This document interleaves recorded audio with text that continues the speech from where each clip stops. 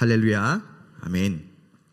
네, 추운 날씨에도 이렇게 수요 오후 예배에 나오신 우리 성도님들을 사랑하고 축복합니다.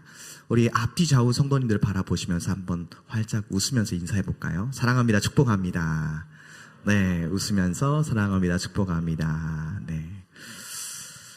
제가 최근에 그 현대그룹의 명예회장이었던 고 정주영 회장의 일화를 이렇게 접하게 되었습니다. 때는 1980년입니다. 1980년. 제가 태어나기도 전이죠. 강원도 인제에 살고 있는 이 신만이 김영태 씨가 줄기가 6개나 되는 6구짜리 산삼을 캤다고 합니다. 근데 그 산삼의 크기가 1m 30cm였대요. 네. 그러니까 이제 보니까 이 산삼이 적어도 650년이나 되는 그런 천연 산삼이었다고 합니다. 그래서 이 소문이 이제 삽시간에 퍼진 거예요. 서울까지 퍼져서 서울에서 이제 김영태 씨에게 전화가 왔고, 김영태 씨의 안방에 뚜벅뚜벅 걸어온 사람이 바로 정 회장이었습니다. 정 회장. 정주영 회장이 이제 자기 비서하고 가방을 들고 들어왔는데, 그 산삼값으로 얼마를 꺼냈냐면 7,800만 원을 꺼냈습니다. 그 자리에서, 가방에서. 여러분, 지금도 7,800만 원 큰 돈이잖아요. 그죠? 근데 1980년에 서울 음마 아파트, 저는 몰라요. 네. 들어는 본 것 같아요. 음마 아파트 34평 분양가가 2,034만 원이었습니다. 네. 그리고 대기업 신입사원 월급이 그 당시에 30만 원이었다고 해요. 그러니까 7,800만 원은 엄청나게 큰 돈이죠. 그리고 이 정 회장이 이 산삼을 참 좋아하고 잘 알아서 이렇게 아무리 큰 산삼도 그 자리에서 다 먹어야 된대요. 그래야 약효가 난다고 해서 그 김영태 씨 안방에 과부자를 틀고 천천히 먹기 시작합니다. 뿌리부터 줄기, 이파리까지 씹어 먹는데, 그냥 몇 번 씹고 넘기는 것이 아니라 그 산삼이 자기 입에서 물이 될 때까지 계속 꼭꼭 씹는 거예요. 자, 그렇게 정 회장은 그 안방에서 3시간 30분 동안 모든 삶을 다 먹어치웠다고 합니다. 그럼 제가 이 일화를 읽고 너무 재밌잖아요. 이 일화를 읽고 제가 무슨 생각이 들었을까요? 2가지 생각이 들었습니다. 첫 번째는 나도 산삼 캐러 가야겠다. 네. 혹시 저와 같은 생각 가지고 계신 분 계실까요? 네, 인제로 가시죠. 예배 끝나고. 그리고 이제 2번째 들었던 생각은 나는 참 복 받은 사람이다. 복 있는 사람이다. 갑자기 이런 생각이 들더라고요. 그러니까 왜냐하면 시편 90편 10절 말씀에 이런 말씀이 있습니다. 사람의 연수, 우리의 연수가 70이요 강건하면 80이다. 우리의 연수의 자랑은 기쁨이 아니고 수고와 슬픔뿐이고 신속히 가니 우리는 날아간다 라는 말씀이 있어요.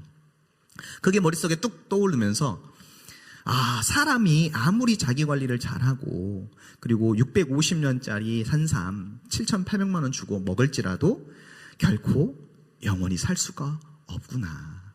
그게 생각이 났습니다. 정 회장은 85살까지 살고 세상을 떠났어요.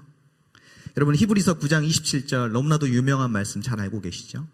사람이 한번 죽는 것은 정하신 것이고 그 이후에는 심판이 있다라고 기록하고 있습니다. 결국 저와 여러분들도 이 정 회장처럼 언젠가는 이 세상을 떠난다는 것이죠. 그런데 여러분, 우리에게는 뭐가 있습니까? 말씀이신 예수님이 계시기 때문에 그게 감사한 거예요. 이 말은 7,800만 원짜리 산삼을 먹지 않아도 우리는 예수 그리스도로 말미암아서 천국에서 영원히 산다는 것, 그것이 너무 감사했습니다. 이 이화를 읽으면서. 여러분, 우리 중에서 예수님 믿을 때 7,800만 원 내신 분 계세요? 단돈 1,000원이라도 내신 분 계세요? 예수 믿을 때? 없습니다.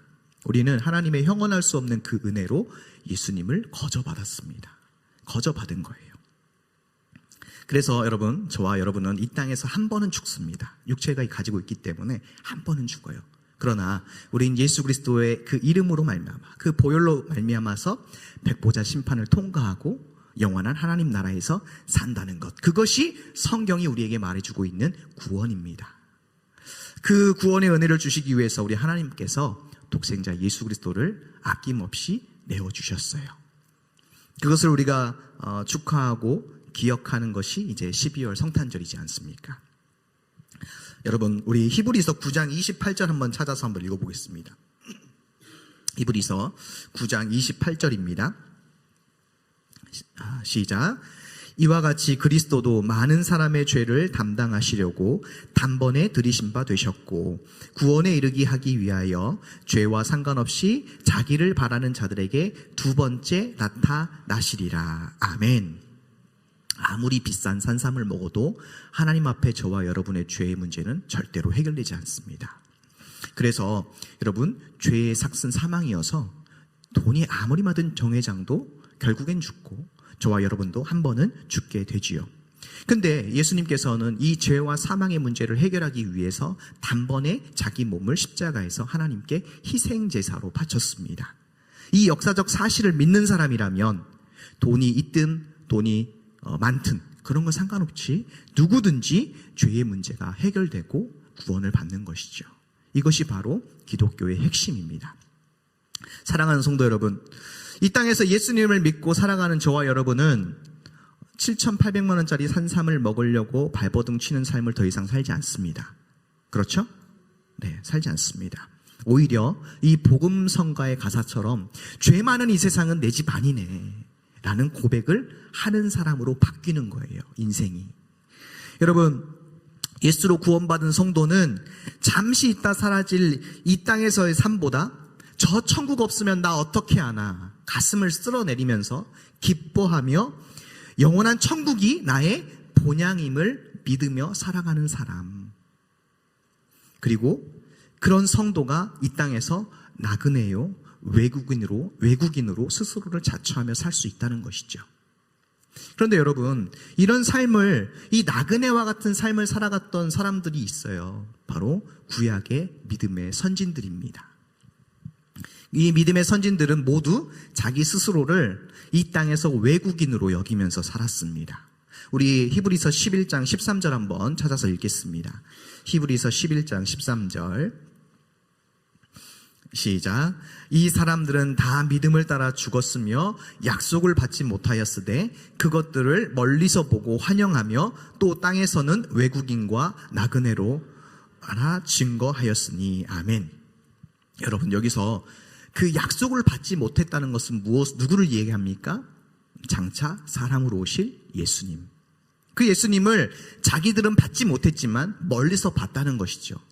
그래서 그 예수님을 통해서 우리의 죄의 문제가 해결되고 하나님 나라로 갈 수 있는 그 길이 열렸다는 것을 멀리서나마 봤어요. 그리고 기뻐하고 스스로를 이 세상의 주인으로 사는 것이 아니라, 정착민으로 사는 것이 아니라 나그네로 기뻐하며 살았다는 것이죠. 그렇다면 여러분, 저와 여러분들은 이미 예수님의 그 약속이 성취된 때를 살고 계시죠.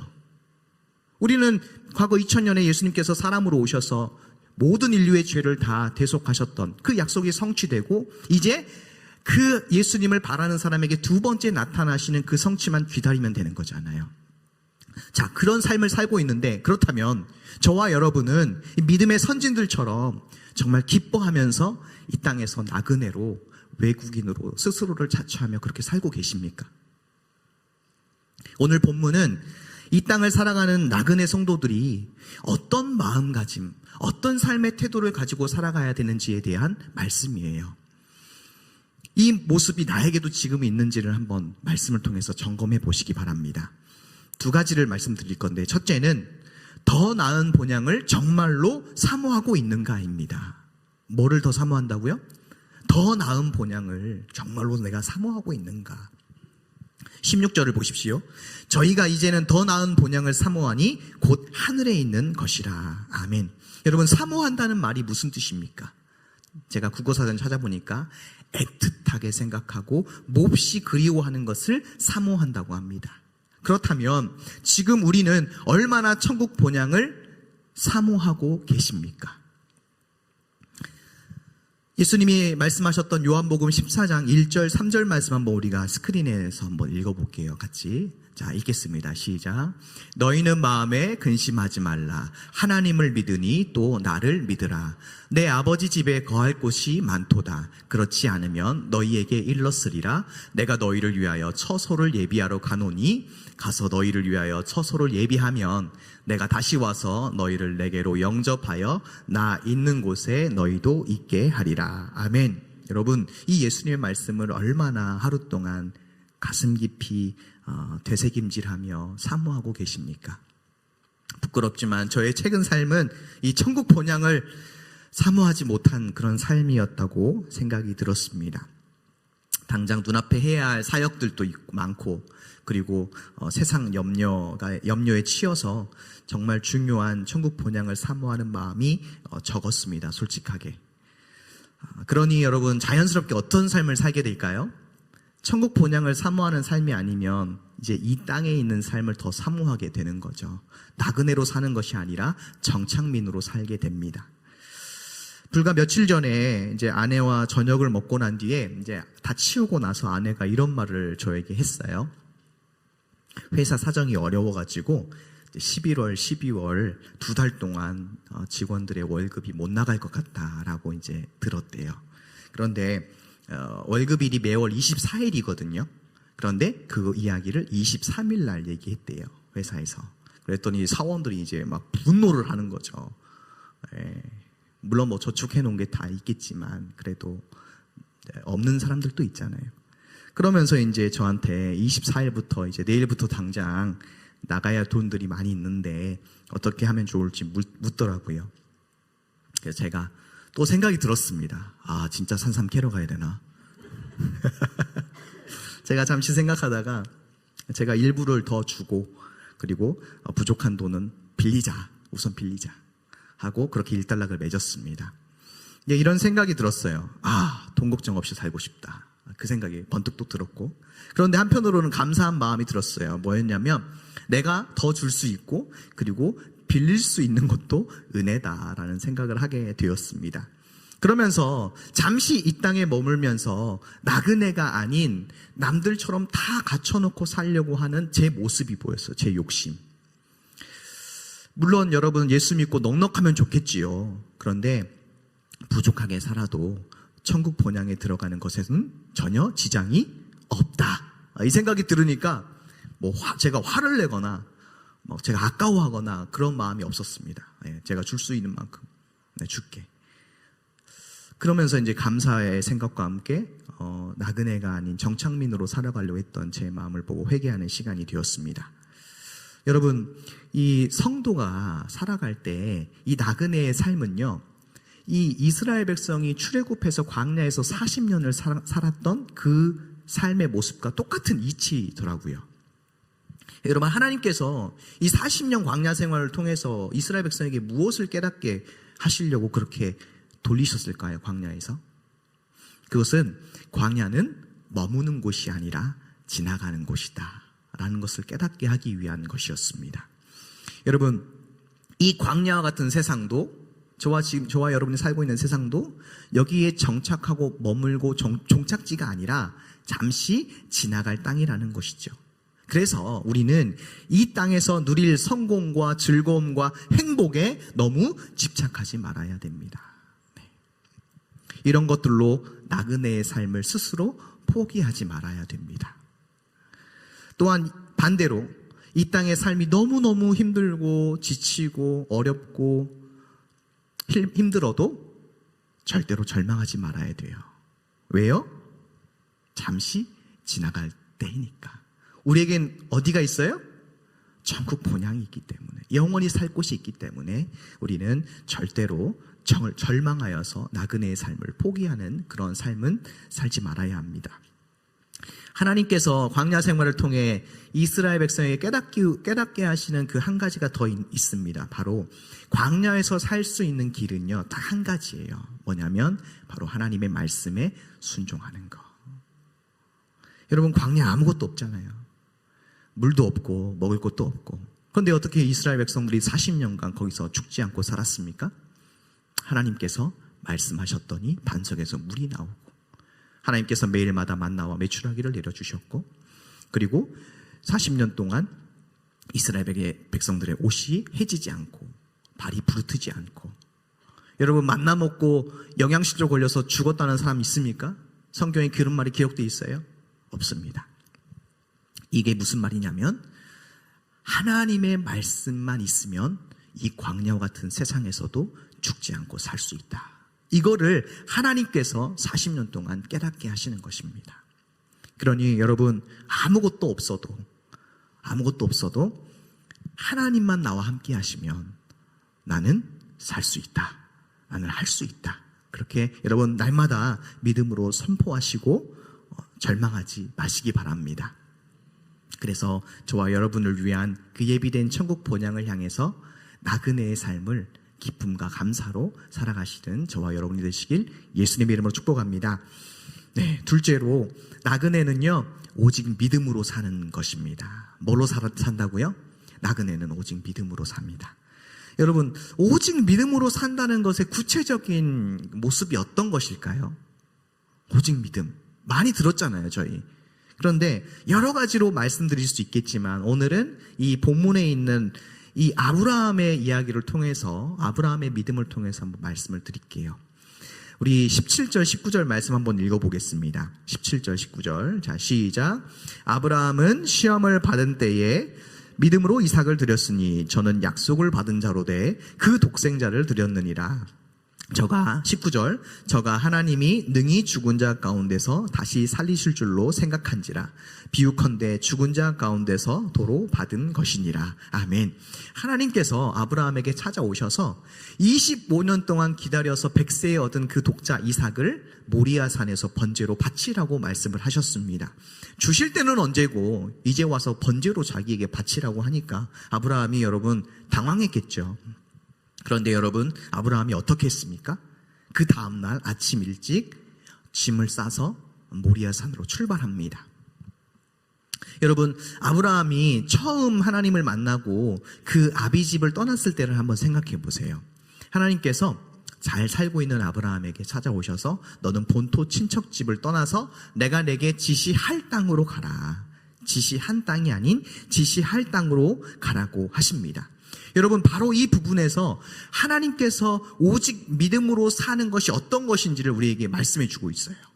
여러분 오직 믿음으로 산다는 것은 하나님의 말씀에 먼저 순종하는 것입니다. 상식적으로 이해가 안 되고 하나님께서 조근조근 설명해 주지 않으시지만 모든 것이 불투명한 상태에서도 하나님 말씀에 먼저 순종하고 하나님 말씀을 의지하는 그 삶이 바로 오직 믿음의 삶인 것이죠. 여러분 아브라함은 이런 오직 믿음으로 사는 그 믿음이 있었어요. 그래서 19절에 하나님이 나에게 주신 약속의 아들 이삭을 죽이면서 하나님이 다시 살려주실 거야. 왜요? 자기에게 이삭을 주시기 전에 말씀을 주셨잖아요. 내가 이 아들로 인하여서 모든 족속이 복을 받게 할 것이다. 하나님께서 분명히 약속하셨기 때문에 이 아브라함은 그 약속의 말씀을 기억하고 순종하여서 아들 이삭과 함께 모리아산으로 갈 수 있었던 것입니다. 여러분 하나님이 일하시는 일의 순서와 우리의 일의 순서는 완전히 반대예요. 우리는 어떻습니까?